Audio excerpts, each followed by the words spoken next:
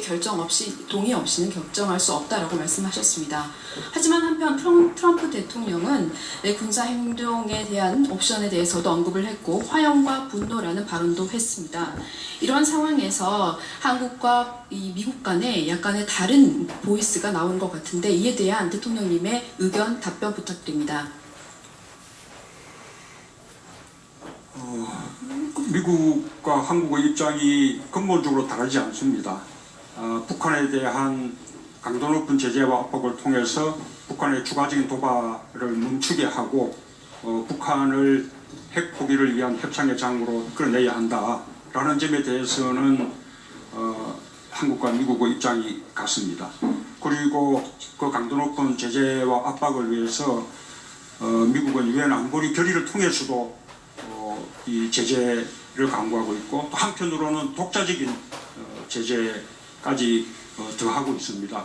그에 대해서 미국의 트럼프 대통령은 단호한 결의를 보임으로써 또 북한을 압박하고자 하는 것입니다. 그것이 반드시 군사적 행동을 실행할 그런 의지를 가지고 하는 것이라고 보지 않습니다. 그 점에 대해서는 한미 간에 충분한 소통이 되고 있고 또 합의가 이루어지고 있다라는 말씀을 드리겠습니다. 예, 미국과 한국의 입장이 근본적으로 다르지 않다는 대통령의 말씀이 있었습니다. 그러면 질문의 주제를 우리 외교안보에서 정치 분야로 한번 넘어가 보겠습니다. 정치 분야 관련해서 질문 있으시면 해주십시오. 네, SBS 남승모 기자님. 예, SBS 남승모입니다. 대통령께서는 후보 시절에 이미 통합정부 추진위원회라는 걸 구성을 하셨고요. 아마 협치에 방점을 두신 걸로 이해를 하고 있습니다. 사실 지금 내각이 어느 정도 다 구성이 됐는데 평가가 갈리고 있습니다. 일각에서는 코드 인사다, 보훈 인사다 이런 얘기도 나오고 있는데 현 정부 내각 어떻게 통합정부로 보시는지 만약에 약간 좀 미흡하다고 보신다면 앞으로 통합정부 어떤 식으로 꾸려나갈 구상을 갖고 계신지 답변 부탁드리겠습니다.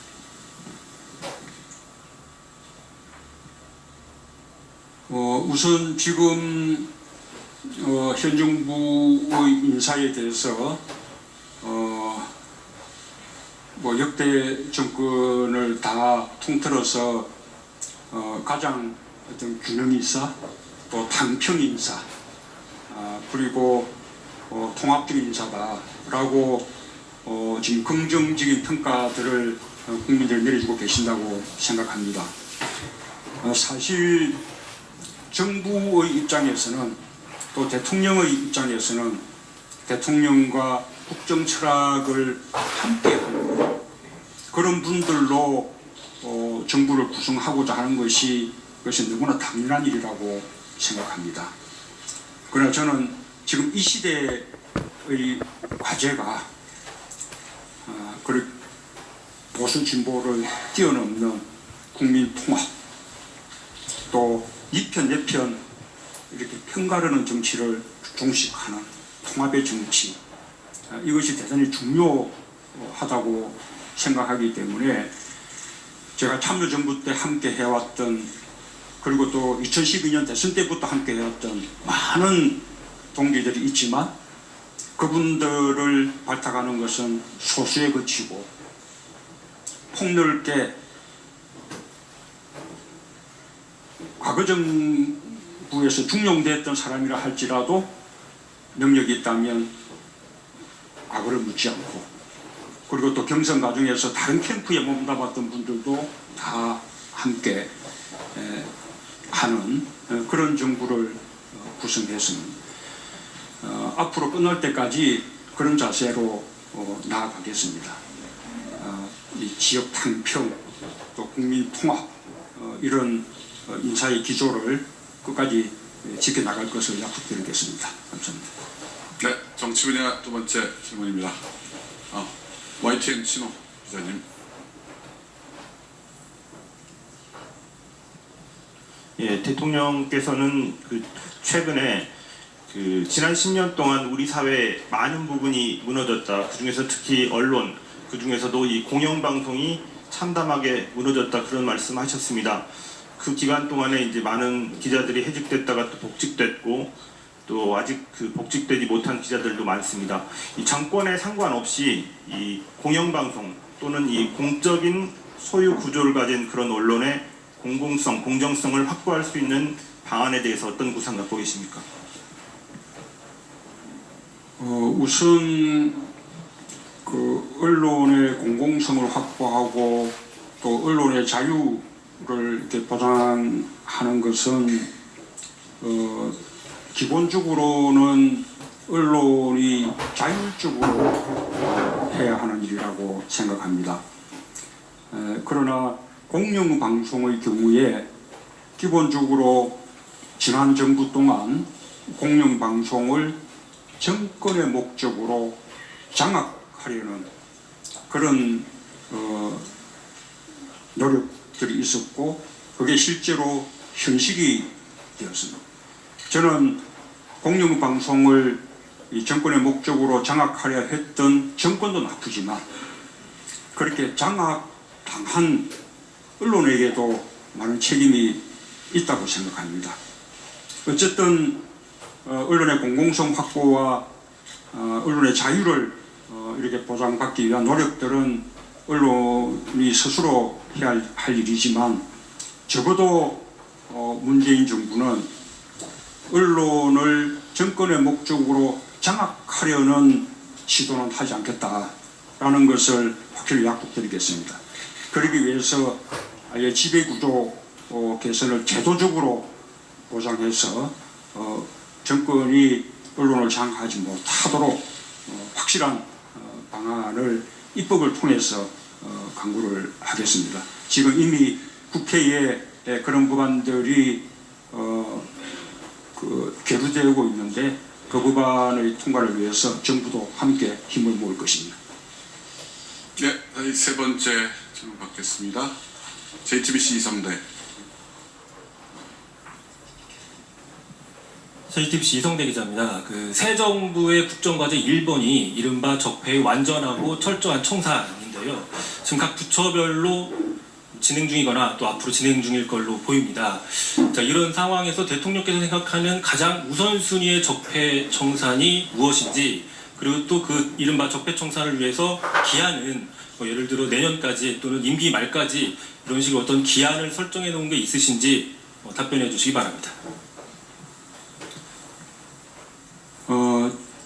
제가 생각하는 그 적폐 그 청산은 우리 사회를 아주 불공정하게 또 불평등하게 만들었던 많은 반칙과 특권들을 일소하고 우리 사회를 모두 공정하고 정의로운 그런 사회로 만드는 것입니다. 특정 사건에 대한 조사와 처벌, 또 특정 세력에 대한 어떤 조사와 처벌, 이런 것이 적폐청산의 목표라고 생각하지 않습니다. 이렇게 우리 사회를 보다 공정하고 정의로운 사회로 만들기 위한 노력은 1, 2년으로 끝나는 것이 아니고 우리 정부 임기 내내 계속되어야 할 노력입니다.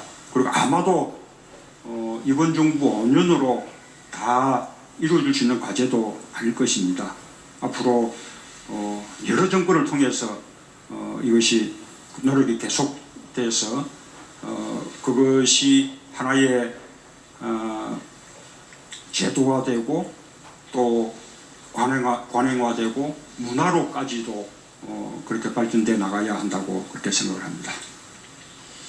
네, 우리 지역지에서도 한번 질문을 받아보겠습니다. 지역지 기자분께서 질문하시고 싶으신 분은 손을 들어주십시오. 예, 경기일보 강혜인 기자님.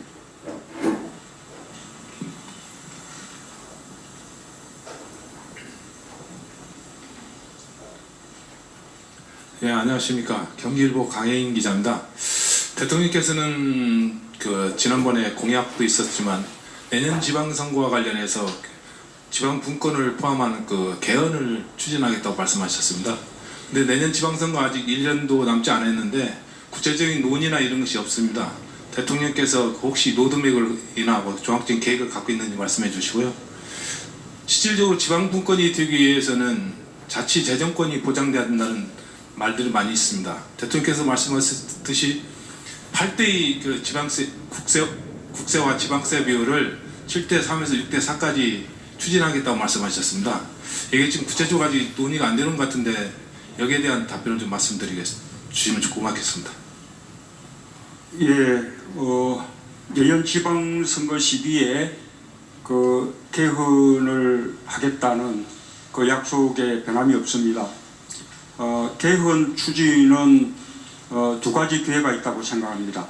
하나는 지금 하고 있는 국회 개헌 특위에서 국민들의 여론을 충분히 수렴해서 국민 주권적인 개헌 방안을 마련하는 것입니다. 그러면 정부도 또 대통령도 그것을 받아들여서 내년 지방선거 시기에 개헌안을 국민투표에 부추길 것이라고 생각합니다. 만약에 국회의 개헌특위에서 충분히 이 국민 주권적인 개헌 방안이 마련되지 않거나 또 제대로 또 합의에 이루지 못한다면 그때는 정부가 그때까지의 국회의 개헌특위의 그 논의사항들을 이어받아서 또 국회와 협의하면서 자체적으로 개헌특위를 만들어서 개헌 방안을 마련할 수도 있다고 생각합니다. 그래서 국회의 개헌 토기를 통해서든 또 대통령이 별도의 정부 산하 개헌특위를 통해서 하든 어쨌든 내년 지방선거 시기에 개헌을 하겠다라는 것은 틀림없다라는 약속을 드립니다. 최소한도 지방분권을 위한 개헌 그리고 국민기본권 확대를 위한 개헌에는 우리가 합의하지 못할 아무런 이유가 없다고 생각합니다.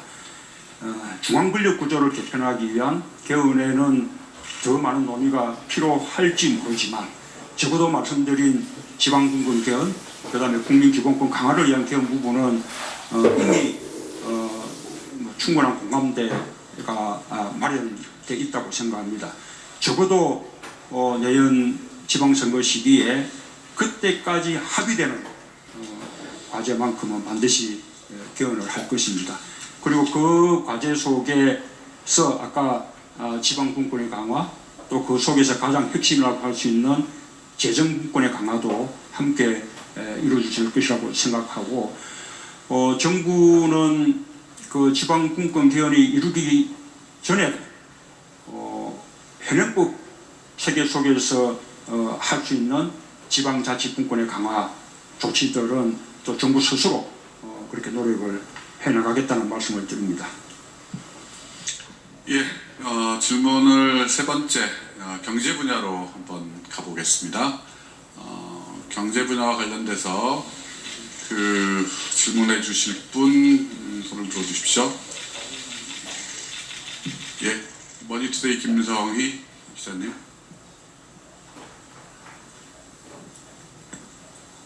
네, 머니투데이 김성희 기자입니다. 대통령 떨리지 않으십니까? 저는 이런 기회가 많지 않아 지금도 좀 떨리고 있는데 이런 기회를 앞으로도 많이 만들어 주시면 훨씬 더 많은 질문도 드릴 수 있을 것 같습니다. 저는 그 어떤 국민도 예외가 될 수 없는 세금 문제를 여쭤보고 싶은데 그 대통령께서는 이제 소득주도 성장론 펴고 계시고 특히 이제 그 가처분 소득을 늘려주는 정책을 많이 펴고 계십니다. 뭐 공무원 증원도 그럴 것이고 건강보험 개편도 그런 취지일 것이고요. 그리고 뭐 기초연금 문제도 있고 그런데 그렇게 하자면 지금 내놓으신 세제 개편안 이외에 추가적으로 세원 기반을 더 늘리는 그런 뭐 세제 개편, 뭐 증세라고 표현할 수 있겠습니다만 그런 것이 뭐 불가피하게 필요하지 않느냐 뭐 이런 지적들도 있는데 그 증세든 세제 개편이든 이 세금 문제에 대한 어떤 5년 동안의 로드맵이라든지 그런 대통령님의 어떤 구상 있으시면 말씀 부탁드립니다. 정부는 이미 아주 대기업, 초대기업에 대한 법인세 명목 세율 인상 그리고 또 초고소득자에 대한 과세 강화 방침을 이미 밝혔습니다.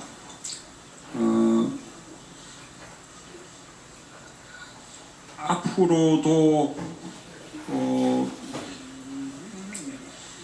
우리 사회의 어떤 조세의 공평성이나 또는 우리 사회의 그 불평등을 해소하기 위한 소득 재분배 기능을 위해서라든지 또는 앞으로 더 복지를 확대하기 위해서 필요한 재원을 마련하기 위한 그런 방안이든 이 추가적인 정세의 어떤 필요성에 대해서 국민들의 공론이 모아진다면 그리고 합의가 이루어진다면 정부도 그것을 검토할 수 있다고 봅니다. 그러나 현재 지금 정부가 발표한 여러 가지 이 복지 정책들에 대해서는 지금까지 정부가 발표한 정세 방안만으로 충분히 재원 감당이 가능하다고 봅니다. 실제로 그 재원이 필요한 만큼 정부가 정세 방침을 밝힌 것입니다. 정세를 통한 세수 확대만이 유일한 재원 대책이 아닙니다.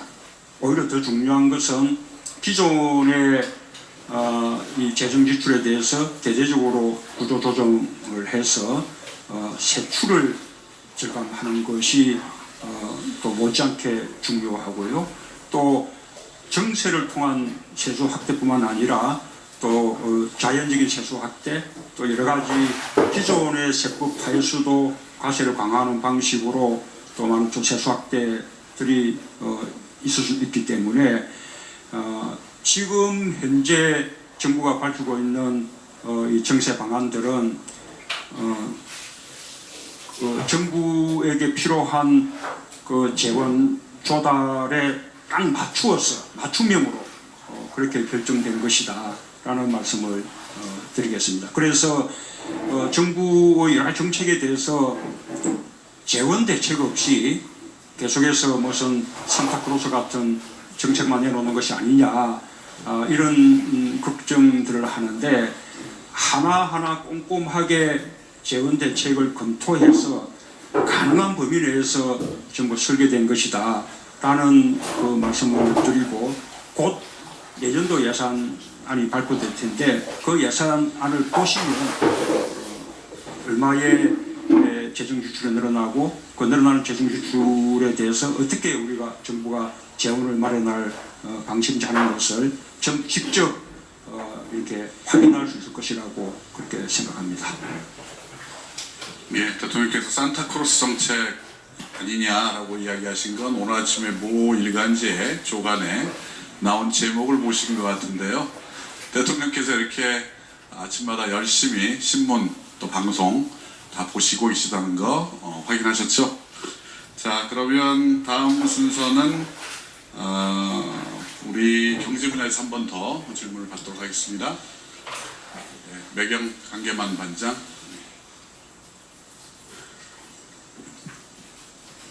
예, 매일경제 강예방 기자입니다. 5100일 축하드립니다. 아까 말씀하신 거에 같은 맥락에서 좀 더 여쭤보는데요. 기본적으로 퍼주기 복지가 아니냐는 얘기가 많습니다. 거기에 가장 큰 밑바탕에는 시장의 파이를 키우는 성장 전략이 없는 게 아닌가 그런 문제가 있고요. 이거는 아까 질문에 듣고 싶은 문제고요. 제가 드리고 싶은 질문은 결국 부동산입니다. 파리 부동산 대책을 통해서 투기 세력에 대한 경고 메시지 날렸지만 실질적으로 구매하고자 하는 우리 서민들, 국민들은 그림의 떡이 아닌가 생각을 하고 있습니다. 그래서 문재인 정부가 생각하는 부동산 정책 로드맵, 아울러 여기에 포함해서 보유세 인상까지도 부동산 보유세 인상까지도 검토하시는지 한번 의견 부탁드리겠습니다. 감사합니다.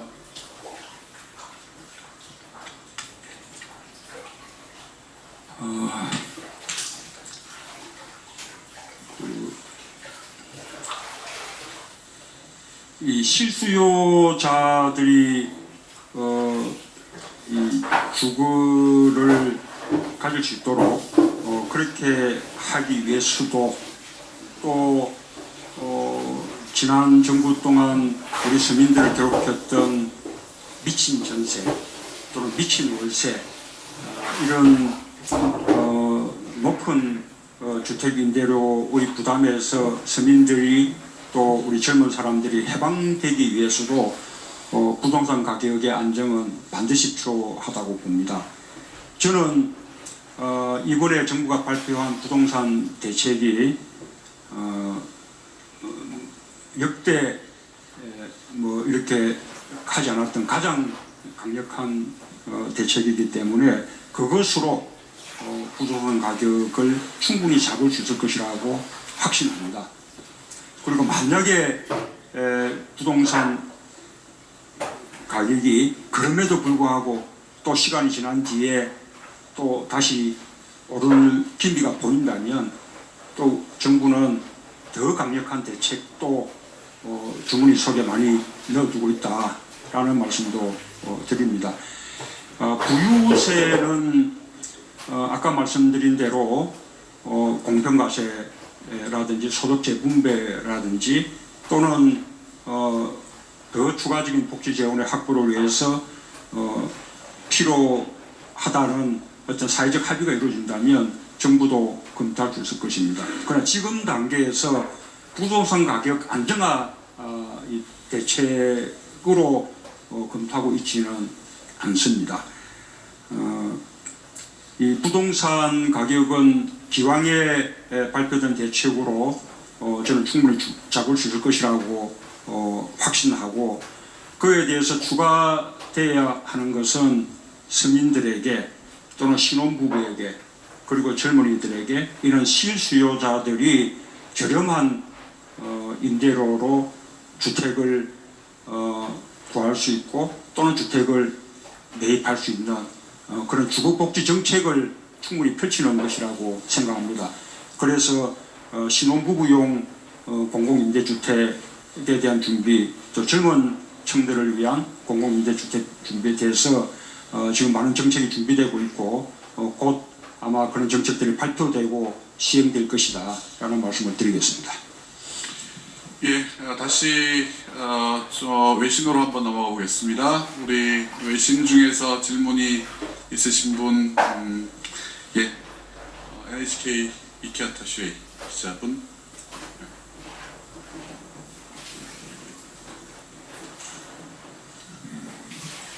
예, 감사합니다.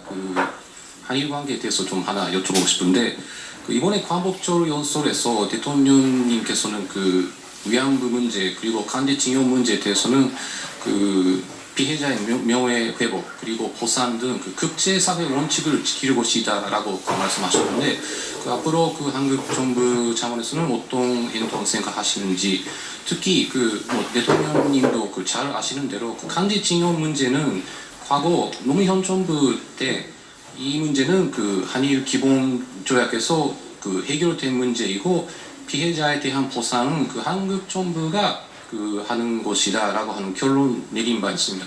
특히 이것에 대해서 어떻게 생각하시는지 여쭤보겠습니다. 감사합니다.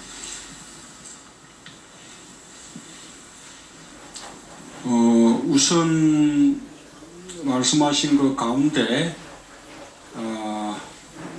일본군 위안부 부분은 한일 회담 당시 말하자면 알지 못했던 문제였어요. 말하자면 그 회담에서 다루어지지 않았던 문제예요. 위안부 문제가 알려지고 이 사회 문제가 된 것은 한일 회담 훨씬 이후의 일이었습니다. 그래서 위안부 문제가 한일 회담으로 다 해결됐다라는 것은 그것은 맞지 않는 얘기입니다.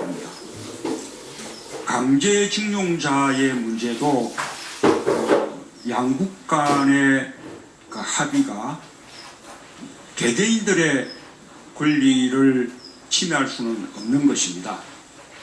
양국 간의 합의에도 불구하고 징용당한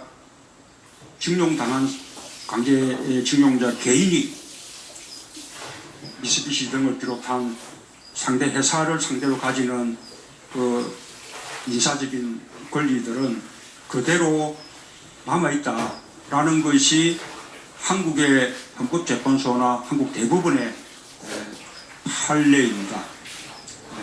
정부는 그런 입장에서 과거사 문제를 임하고 있습니다. 다만 제가 강조하고 있는 것은 그런 과거사 문제가 한일 관계의 미래지향적인 발전에 걸림돌이 돼서는 안 되겠다. 그래서 과거사 문제는 과거사 문제대로 또 미래지향적인 발전을 위한 한일 간의 협력은 협력대로 별개로 해나가는 것이 필요하다 이렇게 생각합니다. 지난번 그 위안부 합의에 대해서는 제가 여러 번 제 생각을 밝힌 바 있습니다. 지금 외교부에서 자체적으로 TF를 구성해서 그 합의의 경위라든지 그 합의에 대한 평가 이런 작업을 하고 있습니다. 그 작업이 끝나는 대로 외교부가 그에 대한 방침을 정할 것입니다. 예, 지역지에서 한 번 더 우리 질문의 기회를 드리도록 하겠습니다. 예, 우리 강원일보 일보 기자님.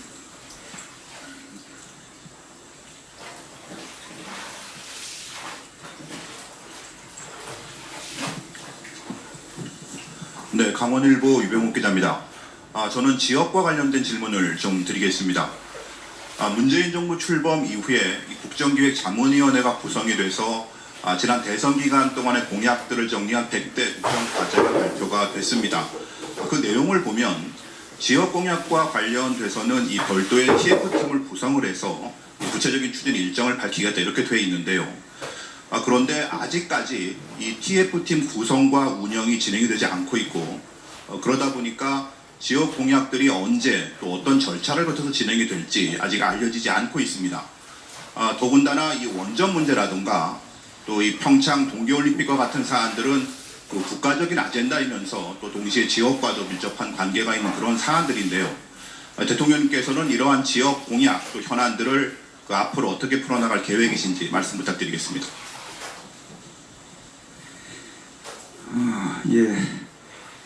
지금 우리 그 정부는 그 인수위 과정 없이 지금 그 신대기를 맞이하고 있는데 너무 급하게 재촉을 하시는 것 같습니다. 일단 국정과제기획위원회는 그 국정과제 그 100대 과제를 선정했을 뿐이고 말씀하신 대로 그 지역 어떤 공약에 대해서는 지금부터 TF를 구성해서 하나하나 다듬어 가야 할 그런 상황입니다. 특히 강원도의 경우에는 평창 동계올림픽을 성공시켜야 한다는 것과 맞물려 있기 때문에 다른 지역보다 더 우선적인 관심을 기울이고 있습니다. 너무 걱정하지 않으셔도 잘 될 것이라고 그렇게 말씀드립니다.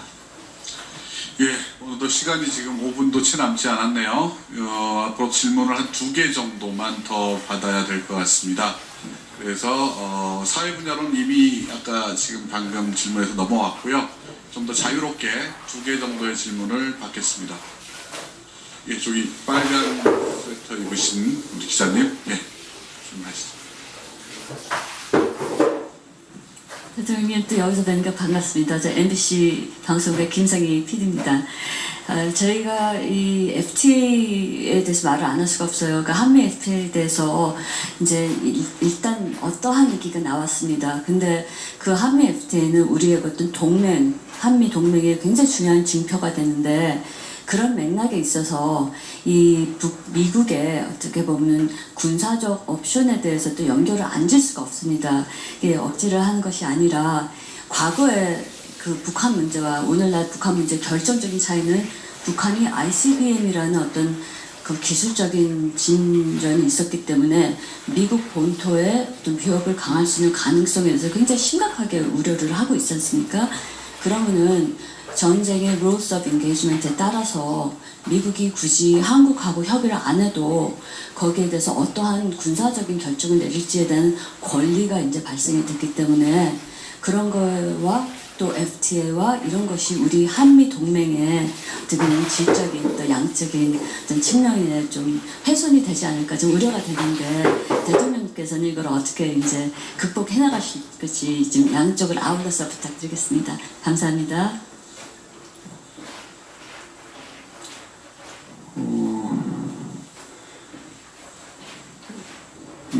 북한 핵과 미사일 문제는 기본적으로 가장 중심적인 당사자 또 가장 큰 이해관계자는 바로 우리 대한민국입니다. 그러나 북미 간의 문제이기도 하죠. 그래서 북한이 계속해서 도발적인 행위를 할 경우 또 더 나아가서 북한이 미국에 대해서 공격적인 행위를 할 경우 그에 대해서 미국이 적절한 조치를 할 수는 있을 것이라고 생각합니다. 그러나 한반도 바깥이라면 모르되 적어도 한반도에서의 군사행동만큼은 우리 한국이 결정해야 하고 또 한국의 동의가 필요하다라는 말씀을 드리는 것입니다. 저는 설령 미국이 한반도 바깥에서 뭔가 군사적 행동을 취한다 하더라도 그것이 남북 관계에 그 긴장을 높여주고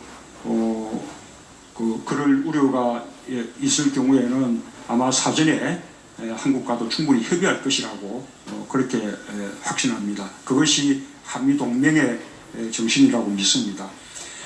미국의 그 FTA 이 개정 그 협상 요구에 대해서는 우리도 그 점을 미리 예상하고 있었기 때문에 이번 정부 조직법 개편에서 통상교섭본부로 격상하고 또 통상교섭본부장을 우리 대내적으로는 차관급, 대외적으로는 장관급으로 격상하는 조치까지 미리 취해 두었습니다.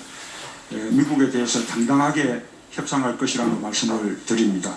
참고로 말씀드리자면 미국의 상무부 쪽의 조사 결과에 의하더라도 한미 FTA는 한미 양국에게 모두 호혜적인 그런 결과를 낳았다는 사실을 알 수 있습니다. 한미 FTA 체결 이후에 세계의 교역량이 12%가 줄어들었는데 2011년부터 2016년 사이에 그 5년간 한미 간의 교역량은 오히려 12% 늘어났습니다. 한국의 수입 시장에서 미국이 차지하는 비중이 늘어났고 미국의 수입 시장에서 한국이 차지하는 비중도 늘어났습니다. 뿐만 아니라 미국 무역위원회가 발표한 연구 결과에 의하면 한미 FTA가 없었더라면 미국의 무역 수지 적자가 더 크게 늘어났을 것이다. 한미 FTA에 의해서 미국의 무역 적자가 많이 줄어드는 효과가 생겼다. 그렇게 미국 스스로도 그런 연구 자료들을 내놓고 있습니다. 또 우리가 상품 교육에서는 우리가 많은 흑자를 보고 있지만 거꾸로 서비스 교육에서는 우리가 또 많은 또 적자를 보고 있고 대미 투자액도 우리가 훨씬 많습니다. 이런 점들을 충분히 제시하면서 미국과 국익의 균형을 지켜내는 그런 당당한 협상을 할 수 있을 것이라 생각하고 또 기본적으로 그 협상에는 많은 시간이 걸립니다. 그리고 또 그 협상 결과에 대해서 국회의 기준 동의도 거치게 되어 있습니다. 그래서 미국의 그 FTA 개정 협상 요구에 대해서 당장 뭔가 큰일이 나는 듯이 그렇게 반응하는 것은 별로 바람직하지 않은 일이라고 말씀드립니다. 네, 이제 정말 마지막 질문인데요. 우리 인터넷 신문 쪽에도 한번 기회를 주셨으면 좋겠습니다. 우리 오마이뉴스 최지영 기자. 예. 이제 겨우 하게 됐습니다. 노동 분야에 관련한 질문 드리려고 합니다. 복수노조가 시행된 지 이제 한 8년 정도가 지났는데 여전히 한국의 노조 조직률은 10% 정도로 OECD 최하위권에 있습니다. 여러 가지 원인이 있지만 아직도 사용자 쪽이 노조 설립을 막는다거나 설립되어 있는 노조를 파괴하는 일까지 벌어지고 있는데요. 최근에 삼성의 S그룹 전략문건, 노조 전략문건이 사실로 밝혀졌는데 그 동안에 여태까지 아무도 처벌받지 않았습니다. 결과적으로 이런 노동 문제, 부당 노동 행위에 대한 공권력의 역할이 미진한 게 아니냐는 지적들이 나오고 있습니다. 비정규직 문제 해결, 그리고 미조직 노동자들의 권익 보호를 위해서 노조 조직률을 끌어올려야 된다는 필요성이 계속 제기되는데 여기에 대한 대통령의 생각이 궁금합니다. 예, 우리가 새 정부의 중요한 국정 목표 중에 하나가 이 노동의 가치가 제대로 존중받는 그런 세상을 만들겠다는 것입니다.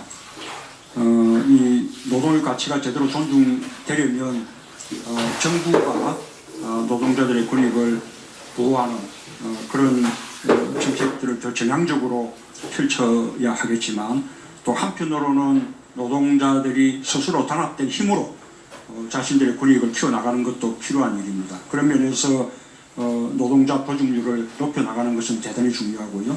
또 노동자 조직률을 높여나가겠다고 하는 것이 저의 지난 대선 공약이기도 했습니다. 정부도 노동자 보직률을 높이기 위해서 정책적 노력을 기울이겠습니다. 저는 한편으로 노동조합도 좀 더 대중적인 지지를 받을 수 있는 그런 식의 노력들을 함께 할 필요가 있다고 생각합니다. 노동조합의 이 결성을 가로막는 여러 가지 상자 측의 부당 노동 행위에 대해서는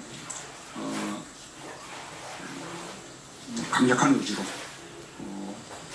단속하고 처벌할 것이다라는 것을 미리 예고를 해드립니다. 예, 이제 더 이상 손 드셔도 소용이 없습니다. 죄송합니다. 좀 더 많은 얘기는 우리 좀 더 시간을 가지고 예, 마지막으로 한 분 그러면 질문 드리겠습니다. 안녕하십니까. 우선 경상일보 김부수 기자입니다. 사실 우리 앞서 기자님들께서 많은 질문을 해주셨는데 이 질문만큼은 꼭 드리고 싶습니다. 양해해 주시면 감사하겠습니다. 사실 울산의 경우에 원전 문제가 지금 뿐만 아니라 전국적 이슈가 되고 있는데 대통령께서 그 탈원전에 대해서는 굉장히 공감하고 있는 것 같습니다. 그런데 울산 신고리 그 오류코디에 대해서 현재 공론화위원회에서 여러 가지를 작업하고 있습니다. 그래서 대통령께서는 그 후보 시절에 탈원전에 대해서는 분명한 말씀을 해주셨습니다. 그래서 이 공론화위원회 관련해서 여쭈고자 하는데요. 대통령께서 국가의 소위 이 국책 사업에 대해서 직접 탈원전을 말씀하셨다고 한다면 이 문제 직접 그 산자부나 대통령께서 직접 이 문제를 좀 주도적으로 해나갔으면 좋겠다는 그런 말씀을 드리면서 이 공론화위원회에 대해서 제가 불신하는 건 아닙니다만 과연 앞으로 어떻게 소출될 것인지에 대해서 많은 분들이 의문 좀 갖고 있습니다. 여기에 대해서 대통령께서 또 소상하게 말씀해 주시면 감사하겠습니다. 고맙습니다. 공론화, 공동조사라는 절차 없이 탈원전의 기조에 맞추어서 백지화해야 되는 거 아니냐, 지금 그 말씀이십니까?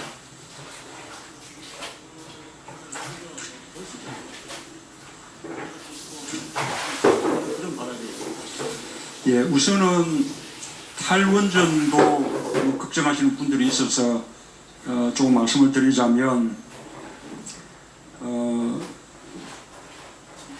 제가 추진하는 탈원전 정책은 급격하지 않습니다. 지금 그 유럽 등의 선진국들의 탈원전 정책은 굉장히 빠릅니다. 수년 내에 원전을 멈추겠다는 그런 식의 계획들인데 저는 지금 가동되고 있는 그 원전의 설계 수명이 만료되는 대로 하나씩 원전의 문을 닫아 나가겠다는 것입니다. 그렇게 되면 근래에 가동이 된 원전이나 또 지금 건설 중에 있는 그 원전은 설계 수명이 60년입니다.